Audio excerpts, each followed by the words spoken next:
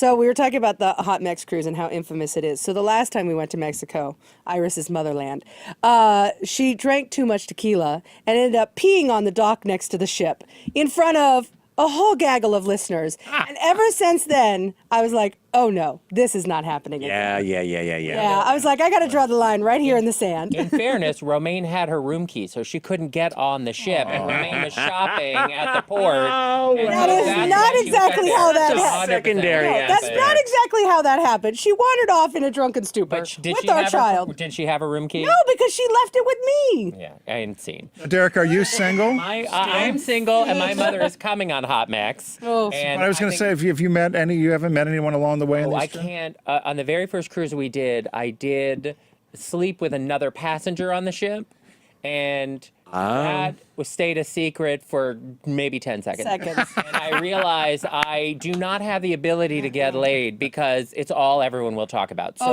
it is a real bummer. What happened to the one guy you were about to get laid? Yeah. This is the best story. We were on the New York sailing, and there was this hot guy who was traveling with his mother. Of course, gay guy with his mother on the ship. And so we love these. You know, every night on the ship, people are at the bar, and then the bar shuts down at whatever 1, 2 in the morning, and everyone's fire sale outside, right? Yeah. Like Stardust Pizza in P-Town. And so he turns to me and he's like, "Let's get out of here." We all know what that means. I was like, "Yeah, you bet. Let's go.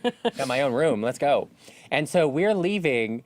And so we go, and then we're taking the stairs, because you always take the stairs. That's how you don't get fat on a cruise. True. So we're taking the stairs, and as we were going between decks, the staircases on cruise ships, they're open, like ventilated between the steps. And as we're going up, somebody on one of the decks, one of the listeners is walking by, like, "Ooh, there's Derek. Ooh, they're going, something's going to happen."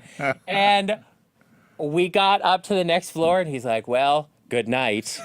And it was not even a warm handshake. Oh. Those bitches. They kept me from getting laid. The guy was hot. Blocked him. I was so mad. I will say, Derek, I don't want to talk out of school, but you and I did an event in Philadelphia, and you had a porn star with you. I did, yes. What was his name? I was having a midlife crisis. Which one?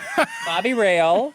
Oh, I did have a... Well, I was having a midlife I was crisis. jealous. I was like, well, Derek. I had, I had a dysfunctional thing with another guy. I don't even want to say we were dating. That's how dysfunctional it was.